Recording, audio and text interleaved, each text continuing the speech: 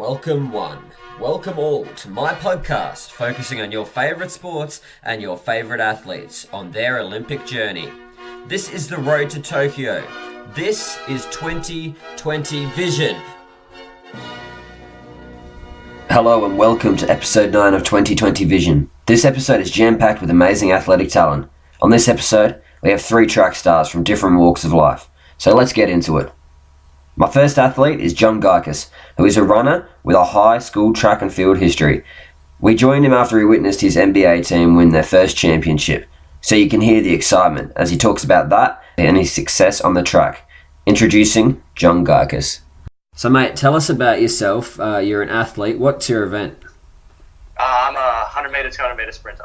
Beautiful. And when did you start in the athletics world? What made you want to become an athlete? Well, I was kind of encouraged to do it when I was at school because I wasn't too bad at running. They played me on the wing when I played footy at school. And I wasn't too slow there on the wing. So they were, the school kings encouraged me to pursue athletics. And it was kind of something I did in the background because I played heaps of footy and heaps of soccer during school. And then, I'd say probably about 3.5 years ago, I made the decision to take up athletics full time. And that was how it all started. And that was how my journey in athletics started. Beautiful. And you said you played football there. Do you have a team that you support? Yeah. Gunners all the way.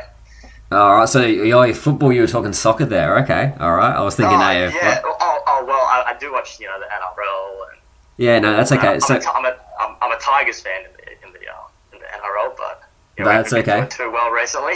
No, that's all right, mate. I only asked that is because when you think of other teams and you think of like high professionals, you obviously base what you do in sporting on them. Is there anyone that you look up to? So you're saying the Gunners. Is there any one of the Gunners that you look up to?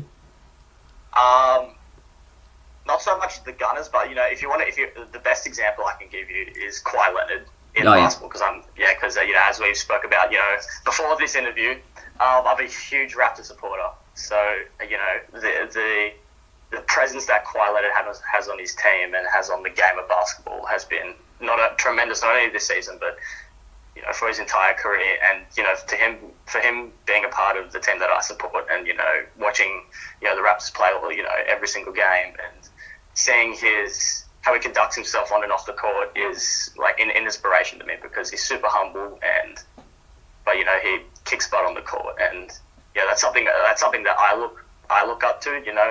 Keep to myself and do everything I can, but go out there and perform and have fun and enjoy the moment as well. And in regards to performance, do you mind telling us what you've achieved whilst running? So you said the 100 and the 200. Have any achievements come out of what you've done so far? Apart from the records and the wins at GPS Athletics and all that, I've ran the national before. I've won 100 at the nationals.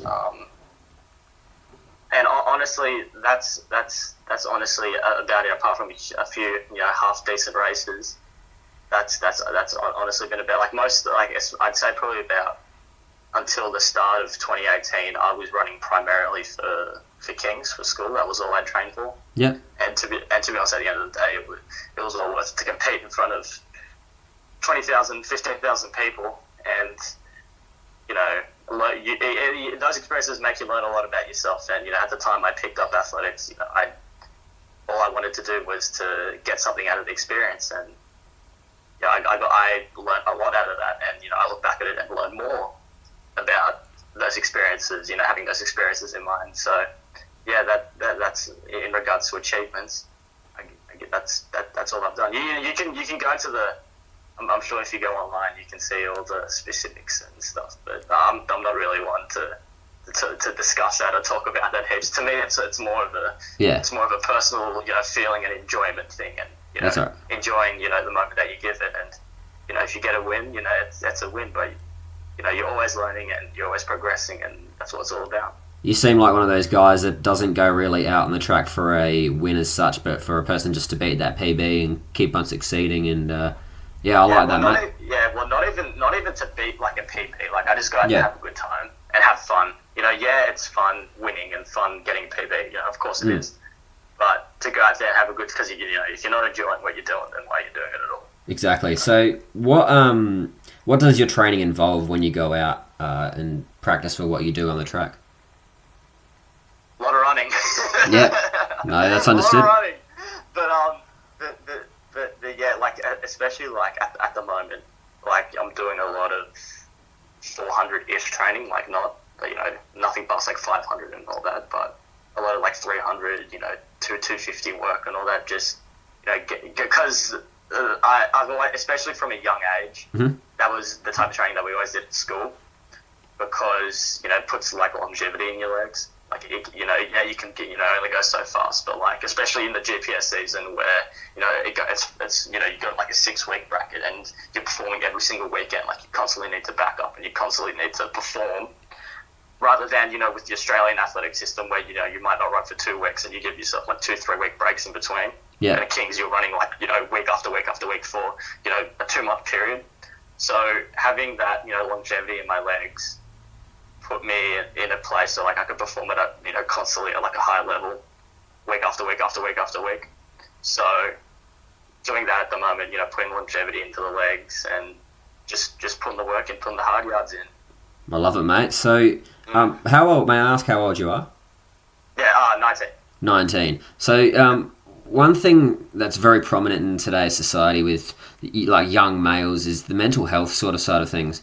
How do you go from running your race, say if you don't get that win? I know you're not about that life, but what do you do to kind of, help yourself out mentally in regards to calm down?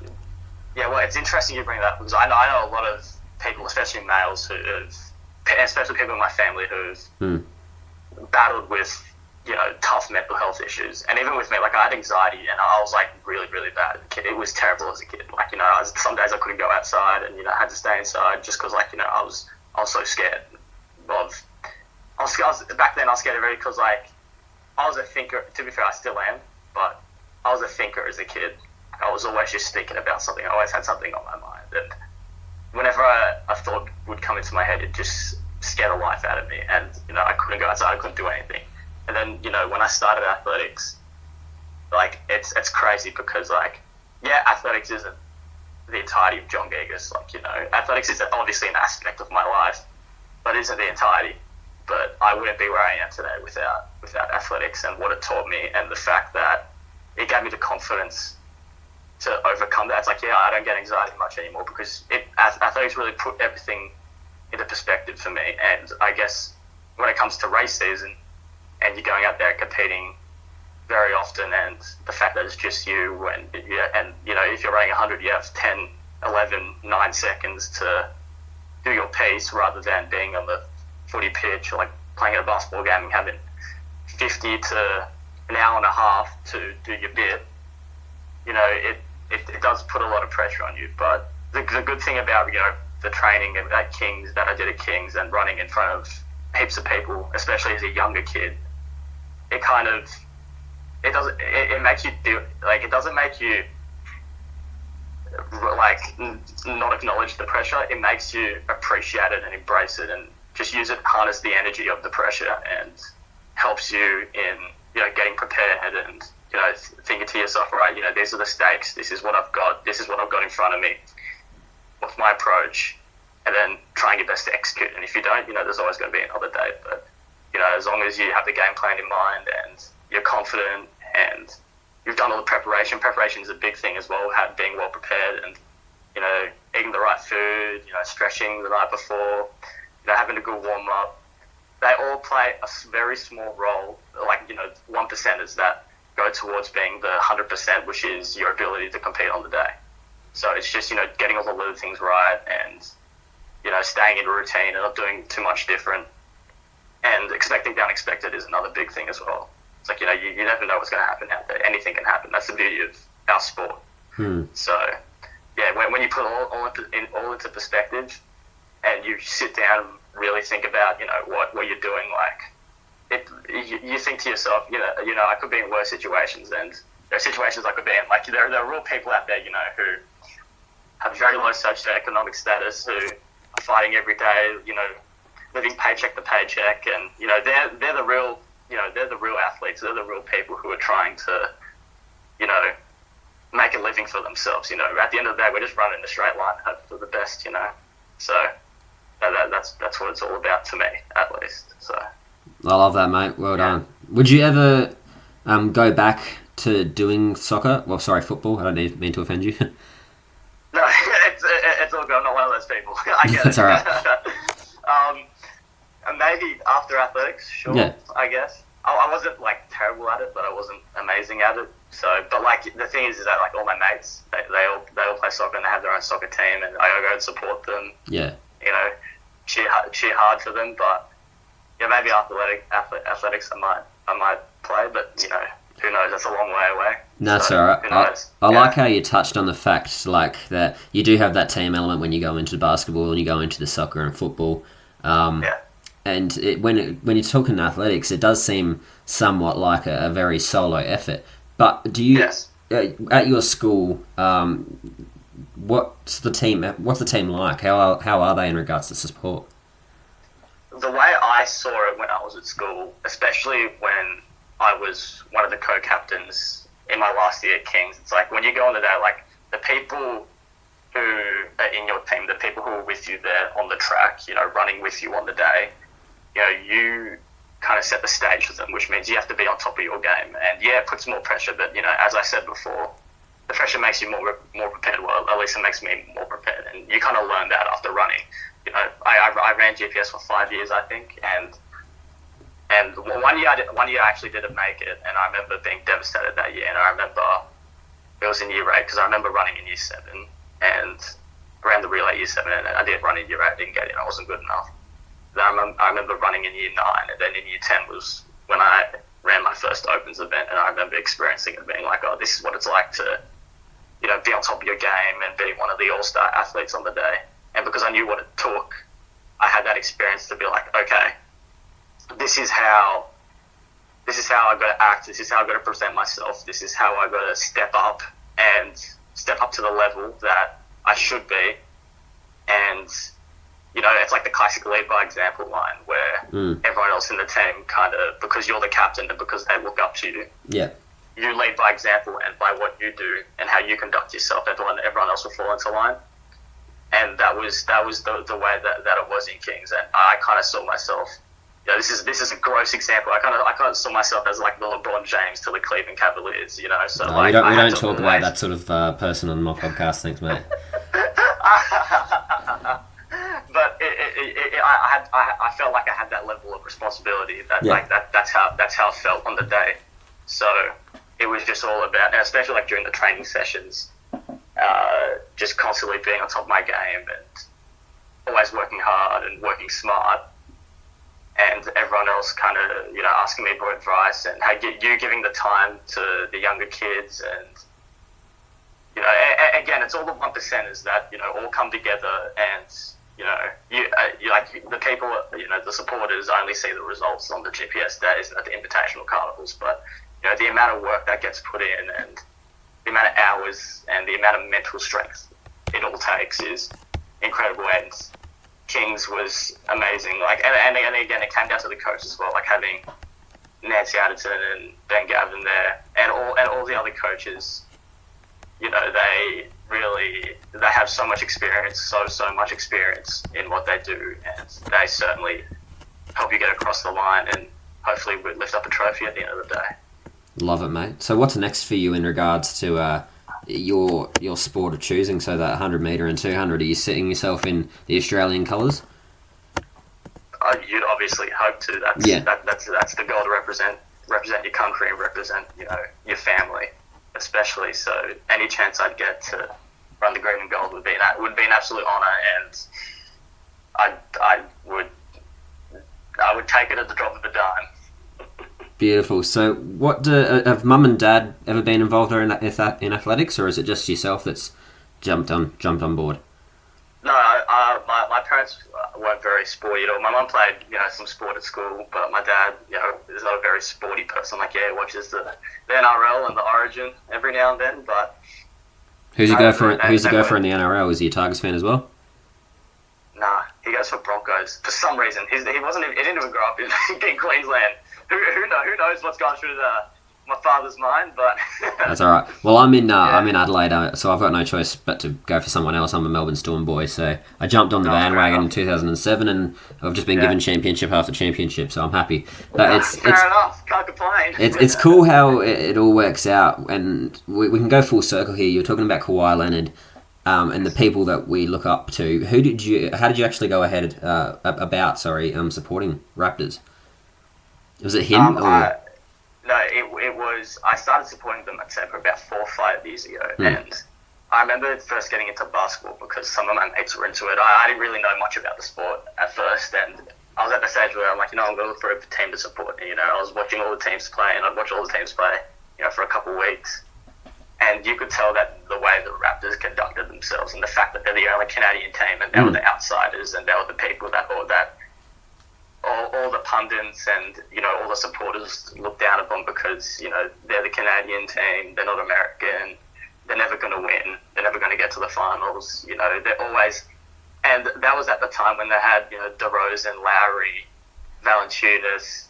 They had a decent lineup, and they came 4th, 5th, 6th for a couple of years straight, and they were always like, that was a team that's like, yeah, they're good, but they'll never win a championship. And even coming into this season, that's what everyone was saying. But they defied the odds, and if that isn't motivation, if that isn't inspiring, I don't know what is. But yeah, it's just the way that they conduct themselves, and how they're so humble, yet they go out on the floor and leave it all out there. It's inspiring, and that's why I was attracted to them. That's good, mate. For those that don't know, one, I'm a massive basketball fan myself, so I'm happy I found you, mate, to chat to about it. So, Toronto Raptors, your team just won the championship, took it off of the Golden State Warriors. They were gone for the 3-peat, the 3 in a row. Mate, can you relate the feeling that you felt over an hour ago when you see them win, when you see Kawhi Leonard jump up with joy? I watched it, I was even tearing up myself, and I'm a Clippers fan. But yeah, can you relate that to anything you've done on track? How you felt in that moment? Well, of course you can relate a little bit, but in the grand scheme of things, the way the NBA is looked upon in American sport, and how it's one of the apart from the NFL, it's one of the most, it's like the headline sport of America. And you look at the media and what everyone's saying, and all the eyes that are on all the players and the discussion and what happens in the games, and how I can't remember if it was the last game. I think it might have been game 4 when Kyle Lowry went to the seats and one of the owners pushed and shoved him, and there was a massive debate, and the GPS doesn't have any of that. No. And yeah, it has a lot of eyes on you. Yeah, there's a lot of people on the day, but it's playing in the NBA finals would dwarfs GPS, but yeah, of course you can kind of relate, to, especially from where I come from, and I had to, work my way up to be where I was on my last GPS day. You can kind of see, I kind of relate to more the growth aspect, and the fact that, look at Fred VanVleet, for example. Yes. Yeah. 6th man of the Raptors. He came into the league undrafted, and 6 foot. Very, very small for an NBA player, especially by today's standards. But the Raptors believed in him, and they didn't trade him, and he's been at the team for 4 or 5 years, and he was the best player in Game 6, arguably, today. And seeing someone like that perform at such a high level and be doubted, and the other person who really truly believed in him was him. To see a performance like that, and to see him conduct himself the way he did, of when they won the championship, he wasn't the person who was cheering and going crazy. He was shaking the hands of all the opposition, and giving massive respect to all of them. It's an inspiration, and it just goes to show how well the Raptors organization and the team conduct themselves, in addition to Fred VanVleet and obviously Kawhi Leonard. So. And all the other, Kyle Lowry as well, standing up there with his 2 kids. And, the first thing Kyle Lowry did was, when he won, was run up to his 2 kids and hug them. Yeah. Because surely, his family know how hard he's worked, other than the fans and his team and the coaches. So to see that on display is something I relate more to, rather than them holding up the trophy at the end of the day. I love it, mate. I love all you've said today. Let's hope that one day we get to see the Kyle Lowry-esque celebration from yourself on national TV when you're wearing the green and gold. Because from what I've interviewed a few people, and your passion is up the top there, I reckon. So let's hope that we can see a lot from you in the future. Thank you very much for coming on my podcast, and you know what? You enjoy the rest of your day, celebrate a bit more, and we'll chat to you when you're further down the track, and we'll hear from you when you win your medals. Thank you very much. I appreciate the love, and I appreciate what you're doing as well. You're doing something special, and more people should listen to this, and more people should support what you're doing, because what you're doing is something really, really cool, and I personally appreciate it, and I'm sure a lot of other people in the community will. Thank you very much, mate. You enjoy the rest of your day. Thank you. You too. Goodbye. Bye. How exciting to hear from John, a very passionate and humble athlete. My next talk was with race walker Alice Randall. I joined her to talk about her amazing relationship with her coach and what it will take for success in the future. Introducing Alice Randall. Do you want to have a chat about your career so far? Yeah, so currently I am a multinational medalist for both the 5 and 10 kilometre on track and road. Yeah, that's so far the results. Beautiful. So what are you looking to plan to do in your future? You've obviously got sights for green and gold at the Olympics, I'm hoping. Oh, definitely long-term goal. But currently I'm looking at the World Racewalking Cup. I think it's near Switzerland. The event is being held. And the next World University Games for the 20 kilometre event. Beautiful. So what started you wanting to become a race walker? Well, my coach picked me up at Little Athletics in under 12s, I think it was. And she just saw potential in me and took me in and started training me, and I just improved from there. So tell me a bit about your coach. What's she like? Oh, she's the most wonderful woman ever. She's put so much effort and time into training me up, and just so grateful for her. Beautiful. Are you able to give your Little Athletics club a shout out? Where did you start Little Athletics? Oh yeah, definitely. I'd like to give a shout out to East Elm Little Athletics Club. That's where my journey first started with my walking. So I'd like to thank them. Beautiful. I started myself as a race walker, and I know it's a bunch of fun trying to get on the track to start off, and it is good.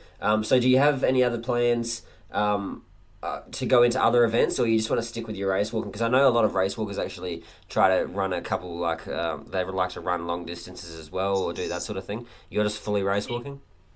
Yeah, no, just fully race walking, but I will do some cross-country runnings just for fun, not at a high level, just fun events. Beautiful. So what do you do with yourself outside of race walking? Because you can't be doing that all the time. No, so currently I'm a first-year university student studying HPE teaching, and I'm also going to start up cricket, so I thought that's something different.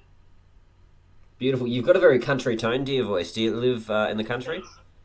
Yeah, so I live on a property of 44 acres, so I have a little farm out in Brighton. So do you find yourself walking around whilst you're doing that? I don't race walk, but I do a lot of walking around at my place, so yeah. It definitely does build up the legs having that much property. So oh goodness, yeah.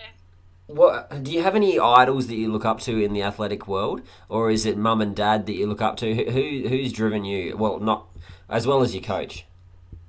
Well, yeah, definitely my coach, but also my mum has been so supportive, and also I really look up to Jared Talon and Dane Bird Smith. They're definitely idols of mine that I would like to aspire to be like. Mm-hmm. So they're definitely the main. Have you had the privilege of racing with either boys yet? Oh, not quite. I hope one day, definitely yes. But at the moment, no. They're doing the 20k events, and I'm not quite there yet, but definitely heading towards that.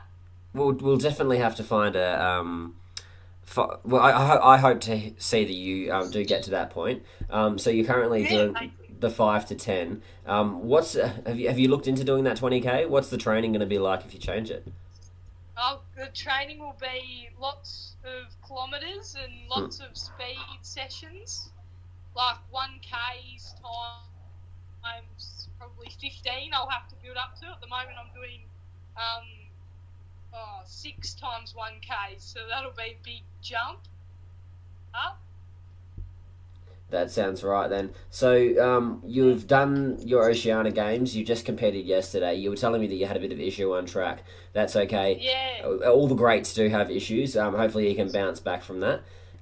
So Yeah, where's your next? So you've got your World Cup. Your World Racing Championships that you're looking to go for. Are you doing anything else contest wise?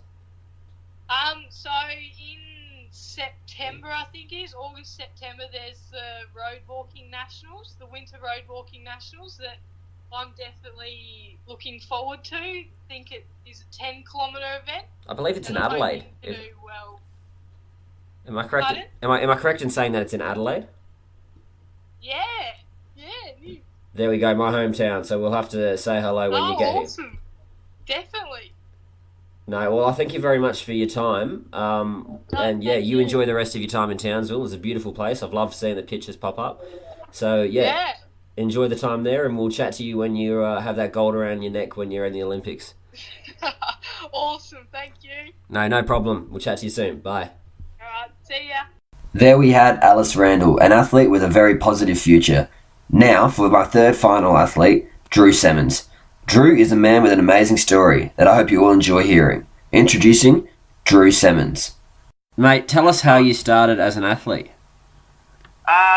Yeah, it's a funny story because I actually grew up as a sporting family. So I was actually a latecomer to athletics. So I was 16.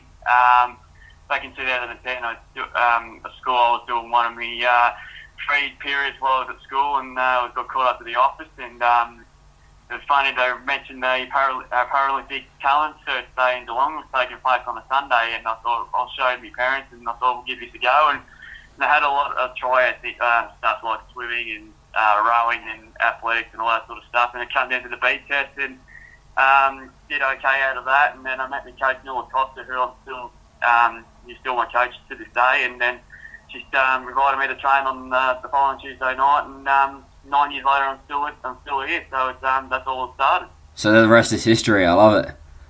Yeah, that's it, mate. Yeah, look, it's I've had a great time so far, and hopefully plenty more to come. Beautiful. So you mentioned Paralympics there. Do you mind telling us your disability? Yeah, so I've got high functioning autism when I was diagnosed when I was 4. So I'm like T20, so it's intellectual disability. So as a kid growing up, it probably wasn't easy for me because it's not like I was not living like a normal person. So while I was growing up, I think it was probably a lot more difficult to realise that a lot of people didn't know that I had a disability. And once I got older, and a lot of people started to understand that I was a little bit different like some of the others. So it was, I think it took me a fair while to adjust to it. So it was, once everyone understood and knew me a lot better, everything started to go pretty well from there. Well, I always know that different is better anyway, mate. So it's good that you found your little niche there in athletics. Now, you're a runner. Do you have a favourite run there that you do? You got your 400s, your 200s. What's your thing? So yeah, actually, funnily enough, I started doing 1500s when I first started athletics. So I was doing like jogs and that to keep me fit as well as playing a lot of other sport as a junior, like a lot of other juniors do. And I actually did a lot of cross-country runs when I was at high school. So I actually started off as an 800 and 1500 metre runner, and then I had changed to 4 and 8 now because 1500 is starting to get a little bit too hard on my legs. So I kept getting lower leg injuries and shin splints and all that sort of stuff. I was getting quite sick of it. So it was, I just thought I needed to change things up a little bit, and I think I've been doing it for the last few years, so I'm absolutely loving it and I'm enjoying it, so now, which is great. So, in the way of success, how have you gone in regards to medalling and championship results? Yeah, look, it's I think it's that Victorian Championships have performed quite well in AWD event. and no disrespect to any others, I live in like 3 or 4 people that run against me at the AWD Championships statewide and national-wise. I've been pretty lucky. I've been dual medalist like a couple of times. 2016, I dual medaled in the 4 and 800 in Sydney, and then last year on the Gold Coast during the Commonwealth Games trials, I did pretty well out of that. And it was a funny story that year because I was 200 metres, I was just doing it for a bit of fun, so I thought I'd give it a go, and then actually got a bronze medal out of it, and I got 2 PBs in like space of 90 minutes, which I was absolutely over the moon with. So I was going to go there for a bit of fun, and then actually turned out I did okay out of that, and I got a 400 silver medal, I think, that day, and then early this year in Sydney got a bronze medal in the 800, and probably should have got a little bit closer if I didn't get poleaxe at the start, and then at the 400 I was probably a little bit unlucky not to get a medal, but I still was on my PB range of a 52.7, so it was, and national-wise it is a little bit challenging because there's different classifications and different competitions, so, but I like the challenge of competing at the best of my ability against the best in Australia, I should say, so yep. Absolutely love the challenge. So, do you mind talking us through the qualification standards and how you get qualified to compete in the event that you do? So, yeah, look, it goes down in different categories.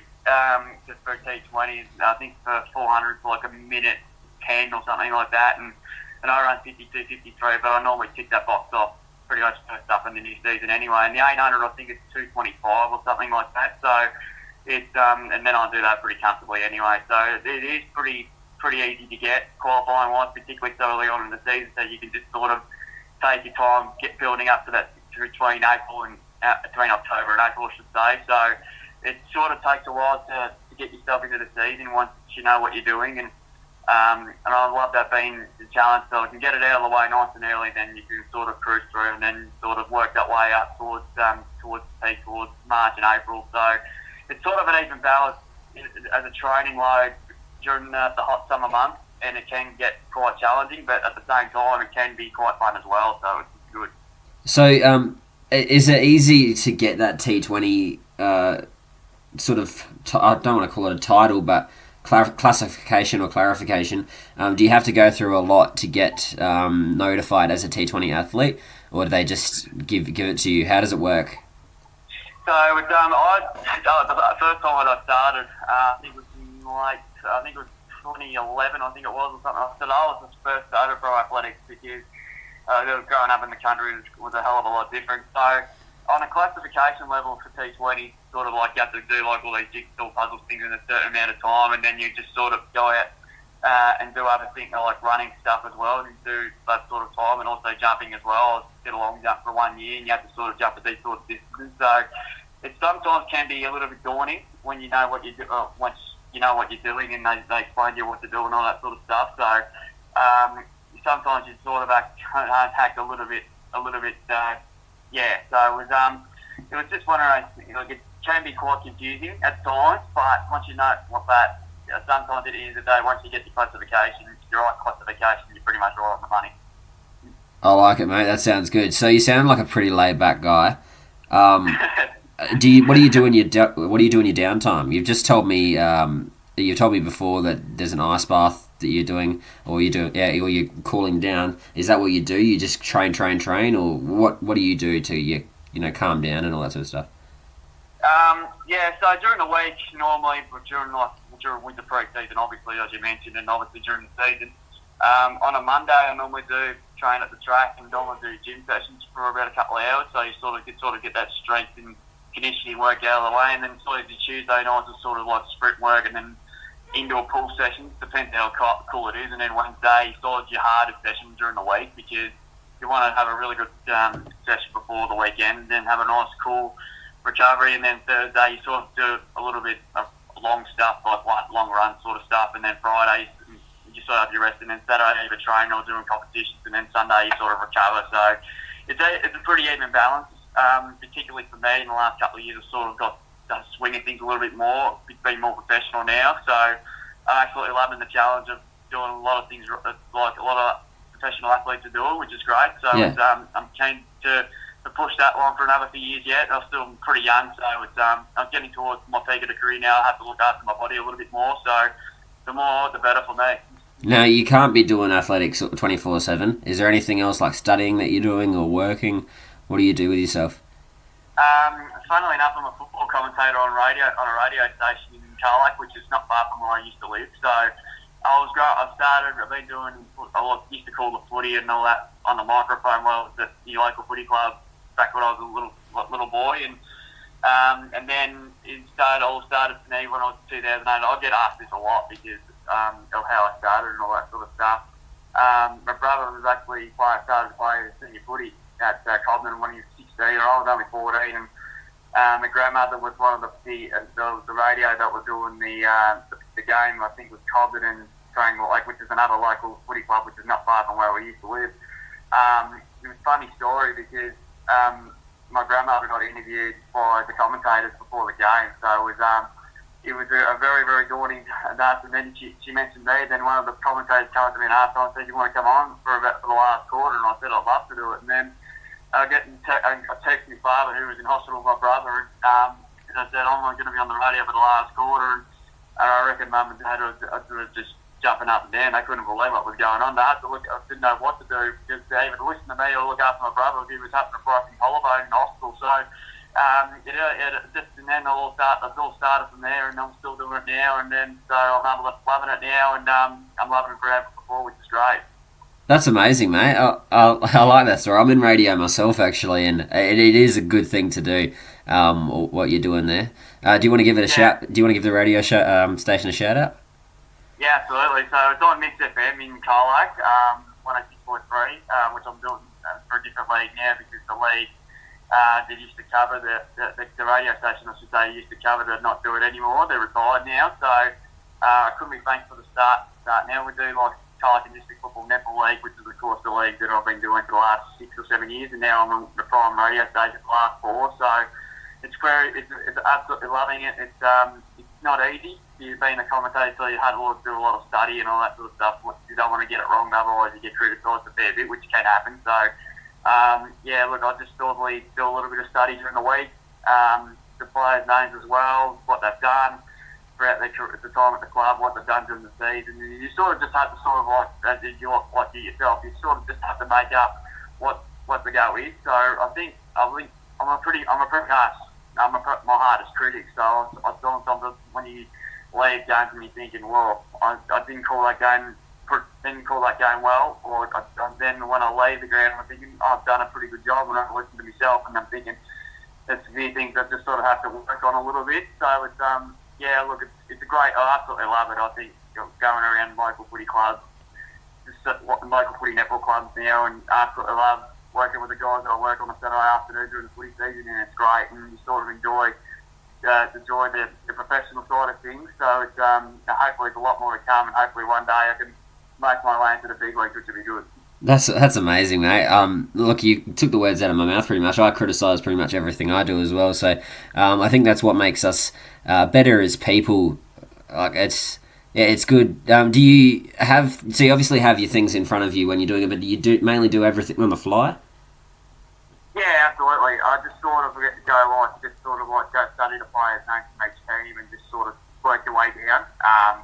And then you sort of once you know who you are, because I know I was for a longer period of time, and you sort of get things a little bit easier. Once a new player comes to the footy club from another region, then it becomes a little more complicated because you don't know where they are and what they do. So it sort of can be quite daunting, and you sort of have to do your research for like 10, 20 minutes every Friday night before a game. So it can be quite daunting. You don't want to get it right, for me personally. So as a footy commentator, from realising what I've done it every year, is listen to back what I've done and go through what's going on. So it is quite daunting, but at the same time, you sort of know who they are. Once you know who you are, then the rest is history. So if you know, like I said, if you know the player and players for a longer period of time and they're wearing the same number, then you've got no worries at all. So how do you compare calling a footy game compared to calling a race? Not calling a race, running a race. It's a good question. I think it's probably more like I think for athletics, you sort of have to prepare for training like every day for it. It's sort of like you're still doing running every single day, doing the same lot of stuff. You know what you're doing and all that sort of stuff. But calling a footy on a Saturday, while the study during the week is probably not as much. Depends who's playing, and depends. I think it's probably more running. That's probably more everyday activity, pretty much, except during like competitions during one day a week. But in the footy, it's more like one game every week. So and there's all 5 games that are on a Saturday, and we only get to pick one out of it. So it's sort of it's a hard one to answer that really, because sort of like running's probably more everyday activity, while for footy it's probably only one game at a time. So it's probably more a professional sense, but at the same time you get a lot more joy out of them both. I love that answer, mate. Well done on it. Before you go, I've got one more question for you, and that is, what words of advice would you offer to up-and-coming athletes and up-and-coming commentators as well, like people that are trying to make it that extra step in whatever they're doing in life, whether it be work or whether it be stepping into a new sport? What would you say to them? I'd just say just go out and take it. Like, I think you've got to enjoy every day, whatever it comes. Like, if you want to go have a go at it, then have a go at it. Like, just enjoy what you do. If it's like go for a run and you love what you do every day, you love competing, make friends or whatever, just enjoy whatever comes along. As a commentator, just be yourself.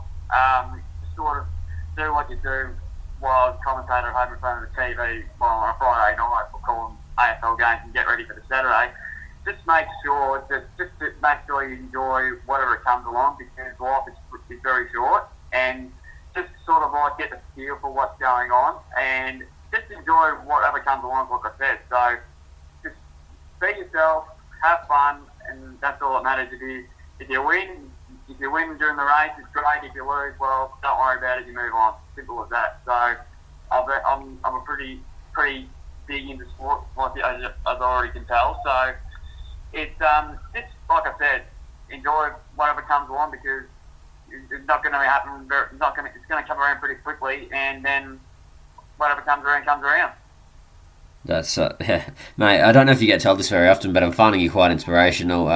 For you to have what you started off with as a child, and then to come through and achieve what you're doing now. It's just amazing, and I wish you the best of luck with your future and whatever comes your way. So thank you very much for joining me on 2020 Vision. Appreciate it, mate. Thanks for having me. No problem. Enjoy the rest of your day.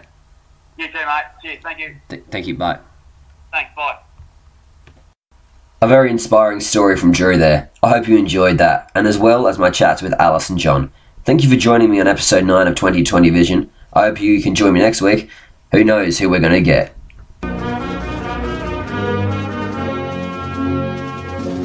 Thank you for listening to another episode of 2020 Vision. If you want to find us elsewhere, go to Podbean, YouTube or Spotify and type in 2020 Vision. You can also find us on Facebook. Thank you very much for joining us, and we'll see you again next week.